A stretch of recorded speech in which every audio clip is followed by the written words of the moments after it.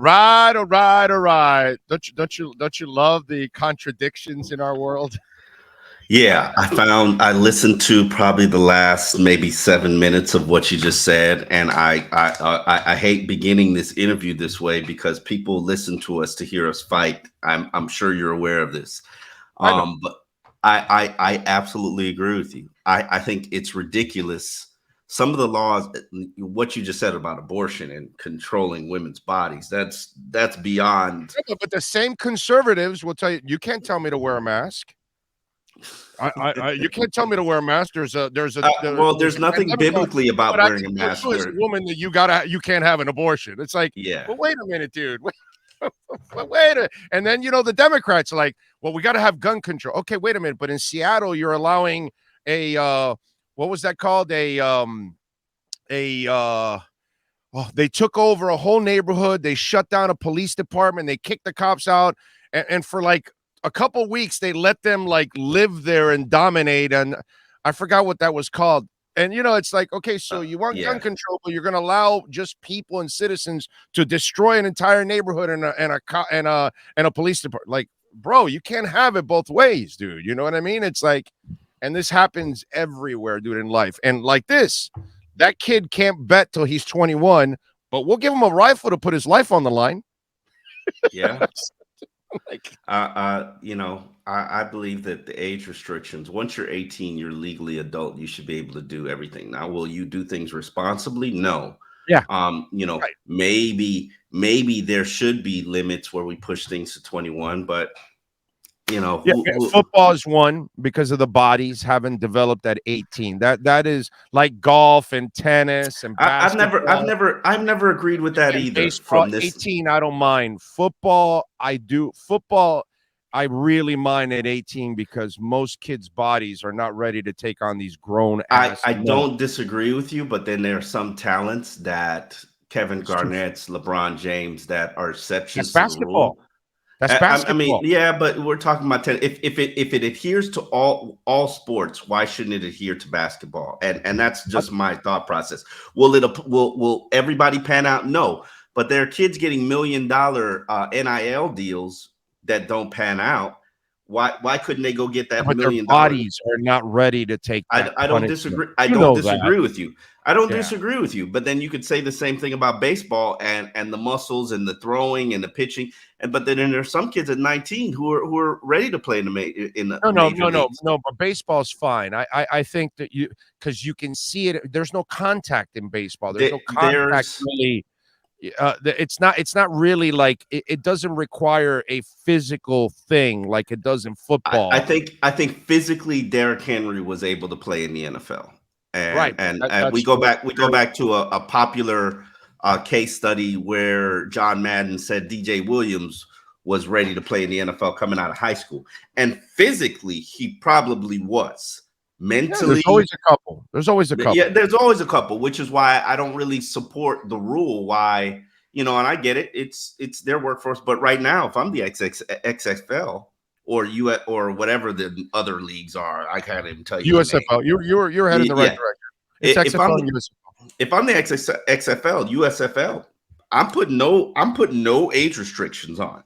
You can come play for me right now, It's a and developmental league, so if that you're kind of if makes you're sense. if That kind of makes sense. yeah, and I sign you to a 3-year deal, and we go learn football just like we play basketball in Europe. I mean, if you look at what's happening to the NBA game, where these Europeans are the influence or the flavor of the European game has now taken over the NBA game.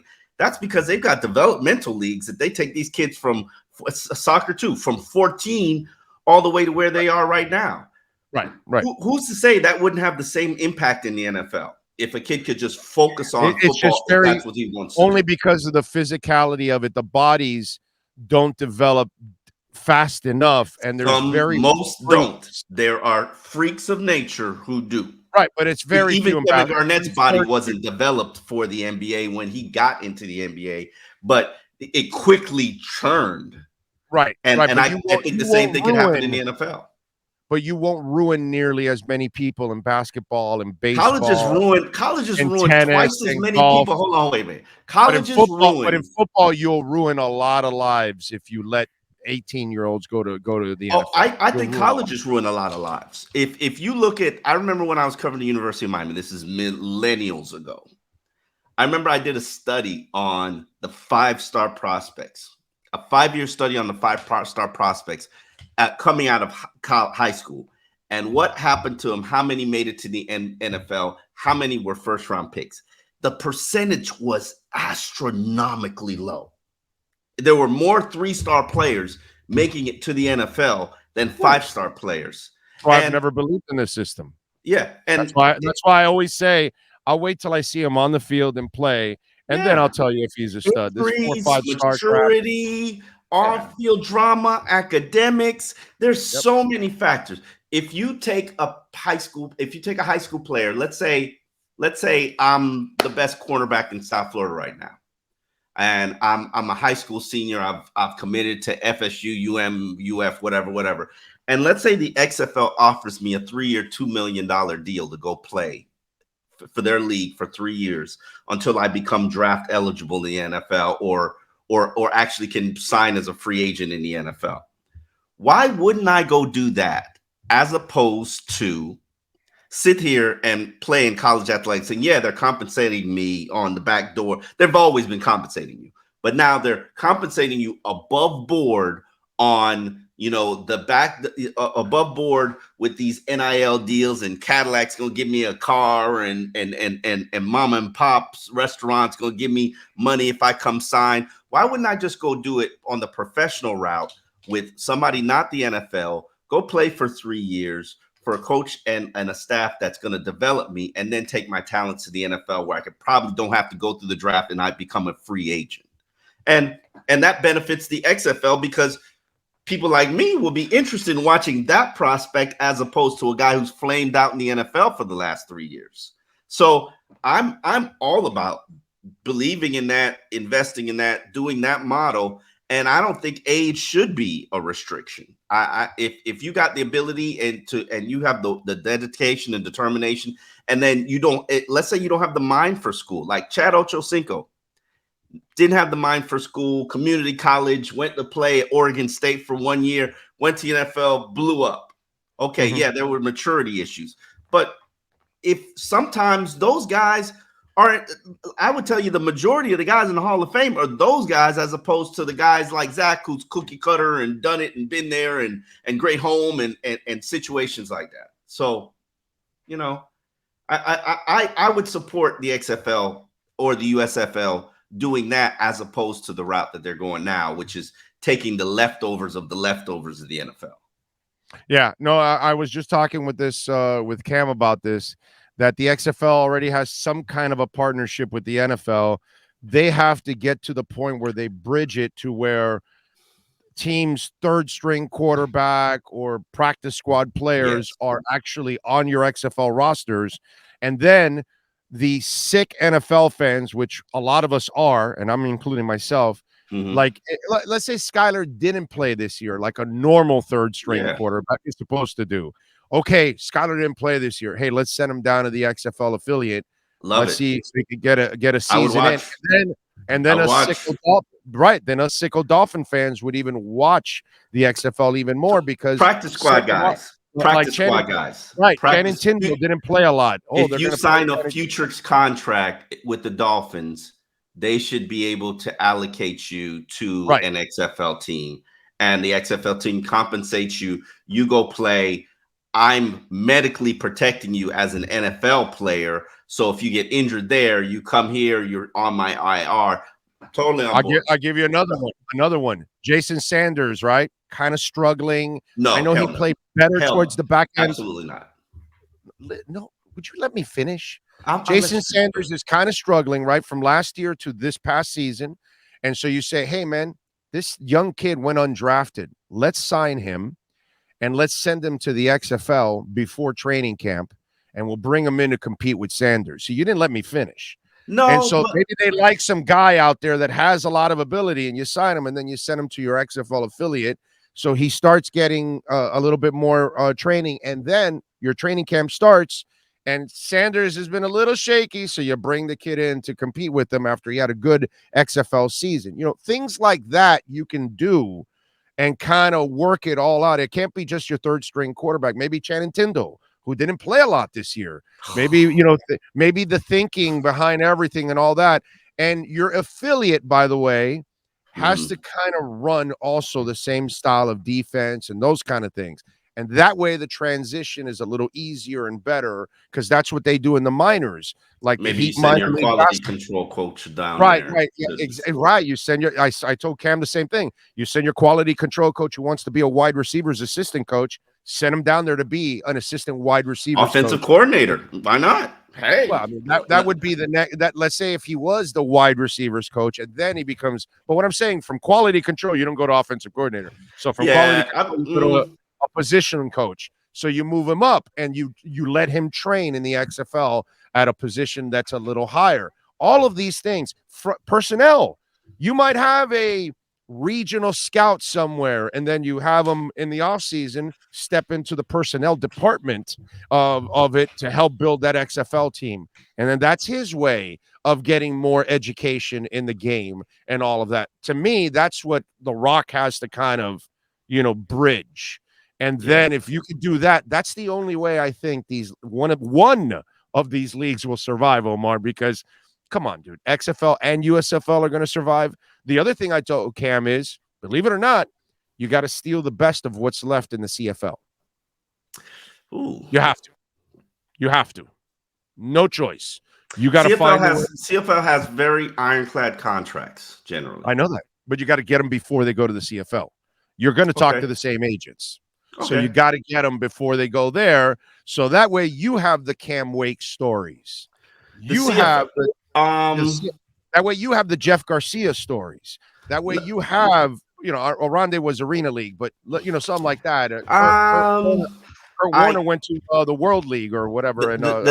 I disagree with you slightly for this reason. The CFL runs their season the same time as the NFL. Most of these guys, these seasons, and I think the reasons why and so basically you got to choose, give up on your NFL dream to go sign for the CFL. And some players are at the point where they like the guaranteed money, want to continue playing the game, and they get comfortable. I went to high school with one, Samuels, whose son plays in the NFL now. His son plays in the NFL, and he really just loved and appreciated the Canada and probably played 8 years there. So, but what I think gives these two is not going to survive. The XFL or USFL, two are not going to survive. But what the XFL is the one that has a chance because it's already built some kind of a partnership with the NFL. You got to grow that, and the TV whoever has the best TV deal is going to have a chance. Oh, they've got TV deals. The XFL, yeah, exactly. I mean, it's The Rock.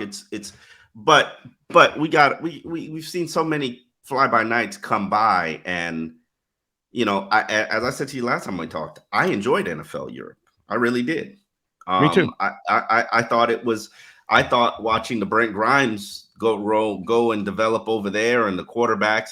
I agree with you. I would love to watch Skylar Thompson play.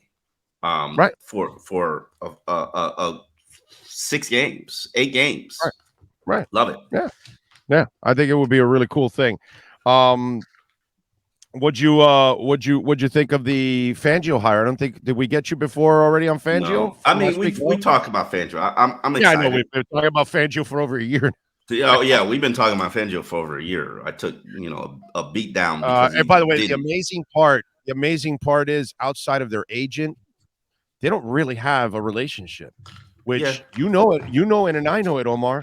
Lots of bad coaches survive in this league because their friend and that friend and this friend keeps hiring them. Rarely do you hire people that you don't know. Usually they know each other. They know each other. They're not buddy. But no, they don't have a relationship. They know of each other. They've had conversations in passing, but it's still odd how you're able to land a big name like that without a real relationship. No different than to get him over Sean Payton, but I mean, Because or get him. Ken was trying to make it about money, and the money was going to be the same everywhere, bro. The Walmart and it's offset language for his Yeah. existing contract. So yeah, I'm not gonna buy the money. I think he wanted this job when it initially was available, and then McDaniel was forced to keep the defensive staff, and he had no choice in that. I disagree with you. I think the old man wanted a year off. I think the old man does whatever the hell he wants. No, I know for a fact. McDaniel was forced to keep his staff. So, well, I'm sure he was forced after he couldn't get. No, I doubt they're going to force him to keep Fangio. No. It got to me because they wanted to entice the owner to change his mind that we can upgrade if we. I know this for a fact. So Fangio wanted the job, but they weren't allowed to change the staff. He was not allowed to change the staff, which I thought was a mistake from the get-go. And I, I'm not a big fan of the outgoing defensive coordinator for a multitude of reasons. But I'm excited about what can happen, what can be, because this is a very good, well-respected defensive mind in the NFL. And now it gives Mike McDaniel the opportunity to free himself up of even worrying or concern himself about the defense. Because I think even though he had a very hands-off approach last year, when the defense was struggling, you got to change or alter the way that you play or coach, just in my opinion. And they were struggling for a multitude of reasons, including injuries. But if you have a defensive mind who can overcome and compensate for injuries, which I believe was not the case last year, or alters his approach and style, which I believe was not the case last year, you've given yourself a chance. Yeah, no, I'm with you. I think it's a fantastic hire. Ronaldo Hill makes his way back. I love Ronaldo. Yeah. I'm a big fan. I'm a big fan of Ronaldo because Ronaldo was on the first Dolphins teams that I covered, and I gained so much respect for him as a leader, as a captain. He was, in my opinion, the reason that they made it to the playoffs in 2018. He was probably outside of Chad Pennington, probably the number 2 reason because of his play, his return, and the impact that he had on that defense. And I know that he's going to help safeties and the cornerback unit get better. I know he's going to help the defensive coordinator by having better coverage calls. How about Staley allowing him to leave because Staley had so much respect for his former boss in Fangio. And I'm sure Staley also being a defensive minded coach, he probably feels, okay, I can go get another defensive coach. But, a lot of teams are cock block you, bro. Normally, it's a lateral move. It's not really... I don't know. There has to be something more to it. And somebody needs to get to the bottom of this because I haven't. Or maybe Brandon Staley knows he's got about another year left, and then Fangio will hire him. Oh, wow! You really went there. Maybe his contract was up as well. Hey, bro, would you have brought him back this year? No, if I knew I was going to get Sean Payton, no. If I knew for certain I was going to get Sean Payton, no. If Sean Payton, dude, you would have fired him the year before. The whole league had him fired the year before, and they kept him around. And I don't even think he's a bad coach. I just think that he has to have somebody who can help develop Herbert. And I'm not sure, and I don't want to sound like a hater because I often come off as a Herbert hater. But for the amount of talent that guy's got, you gotta have somebody helping him clean up and get to that next level. And you can't teach cojones. Wow. See, I'm not gonna sit here and throw the Herbert hate, but when in the process where I'm evaluating Hubert and Herbert, same guy named Trevor Lawrence and watch the same guy named Josh Allen play. Big, athletic, can move, can throw the ball. Yep. All 3 of them. Which tell me the 2 guys. All 3 have better quarterback developers. But tell me which of the guys plays with the kind of fire that they play, that they do whatever it takes to win the game. Which are the guys that do that? Trevor can't. Lawrence and Josh Allen. They will run. They will run through people. They will do whatever they have to do. They will test downfield. I think you're This guy giving them a lot of this guy's credit a for check down Charlie, for a big ass dude, and he never sells his body out. I don't want you to run like Josh Allen because that's stupid, but I do want you to use your athleticism every once in a while, and he just does not use it nearly enough. He is afraid to put his body out there, unlike Trevor Lawrence, unlike Josh Allen. So for me, when I watch those guys play with cojones. When I watch Herbert, I watch Jeff George. Is what I'm watching. I'm watching a more athletic Jeff George. Don't do that. That's what I'm watching. Don't do that. Bro, Phillip Rivers. You scored 3 points in a playoff game in the second half. Phillip Rivers without the moxie. Well, no. Phillip Rivers had the moxie, but he was irresponsible. There's a difference between moxie and, like, Mahomes has moxie, and he'll make a couple of mistakes, but he won't make enough mistakes to bury you. Whereas Phillip Rivers has that Vinny Testaverde in him that he'll keep throwing the freaking interception and kill you and kill you and kill you because he's forcing shit. So yeah, Rivers didn't have a memory of his bad plays, but the problem is that they kept happening too much. I don't want to sound like a Herbert hater, but there was something missing, and it shows still in his career. There's the it missing, and you're giving Doug Peterson. It's behind the zipper. Go ahead. I'm sorry. You're not giving Brian Daboll, Ken Dorsey, and Doug Peterson enough credit for what they've done with the other two quarterbacks that you compared Justin Herbert with. Then I asked you. Daniel Jones, I'm sorry, is not half as good as all those guys we talked about, but he plays with more balls than. If you gave Justin Herbert to Brian Daboll, he'd probably be a top 3 quarterback in the league right now. And the Daniel, just look at what he did with Daniel Jones in one season. Daniel played like this all the time. The thing is, Daniel was what he did was harness it a little bit more and eliminate the mistakes in what he did. But Daniel Jones always played balls out. Always. I don't agree with you. What are you talking about, bro? He runs all the time. He'll sell out his body all the damn time. What he is like he is a more athletic Phillip Rivers, is what he was. He'll kill you with those mistakes. Whereas this kid is super gifted, and he plays conservative for his gifts. You make me always look at my stats to back up my argument. What's that? I said what I love about you. I disagree with you, and I'm gonna find. But it kills you. What you end up doing when you go look at the stats, it kills your arguments. God, Wilkins is better than what I thought he was.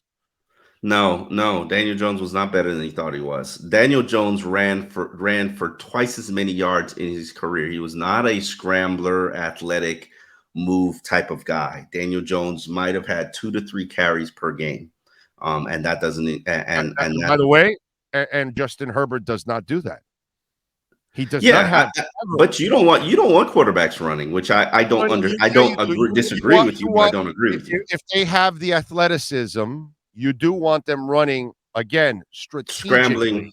Yes, I want my quarterback scrambling for a first down at least 2 I don't want you running like Josh Allen that you think you're going to run through linebackers and safeties. That's just freaking stupid what he does. I do want you running like Mahomes. You have to show a threat. You have to show a threat. I need you scrambling for a first down at least 2 times a game. And Trevor Lawrence will do that. Okay. And Josh Allen will do that. He goes to another extreme that's ridiculous. But certain guys that have that gift, they'll do that. They'll at least go get you a couple of yards when they have a wide open field. Like, bro, there it is. Take it. You know what I mean? And to me, I don't have a problem with that. As long as you see it's wide open, take it. There's a running lane right there, bro. Take it. Slide. Take the extra 7-8 yards. Those things are just backbreakers for defenses. Because it's just, look at Jalen Hurts. Yeah. He freaking kills you, dude. No disagreement. Like you have not, and he doesn't go and take off. I know he had the shoulder thing, but he doesn't really take on a ton of contact too, which is what I like. He's smart about it. You know, Yeah, strategic. I'm curious what happens with him in the contract. Oh, he'll get his money. You saw AJ Brown? Will. You see AJ Brown? No, I did not. What AJ Brown say? Well, why tell you what he said? Better yet, let's show you what he said.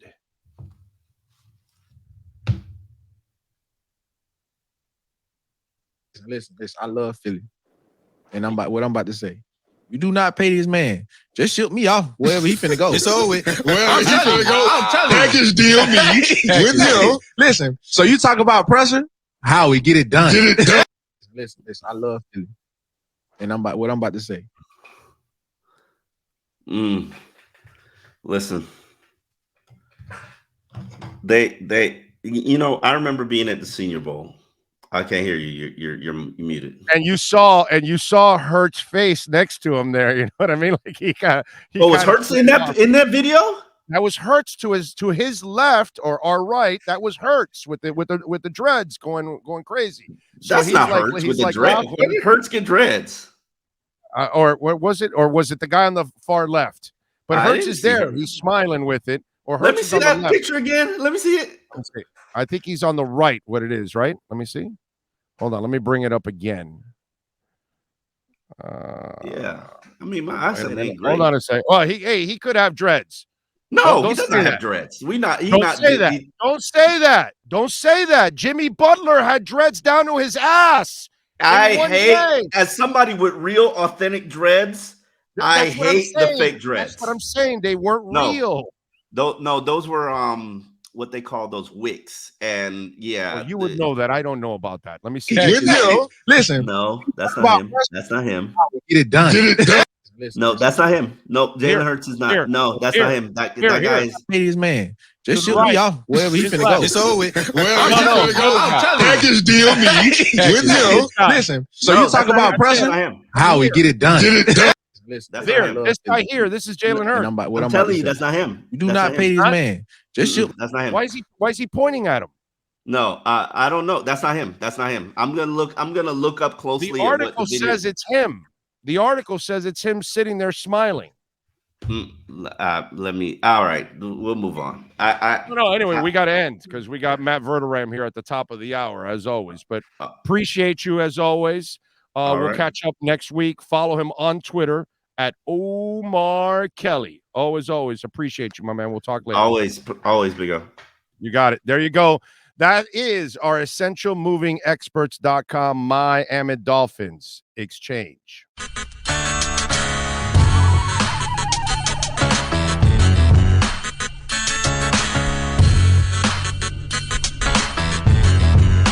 This is the Big O Show. This is the Big O Show.